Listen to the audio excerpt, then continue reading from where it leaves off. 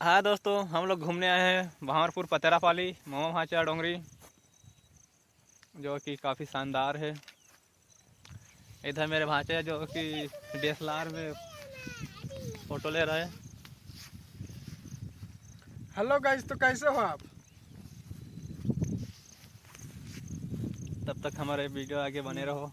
एक नंबर आ है। इधर हमारे छोटे से नन्हे से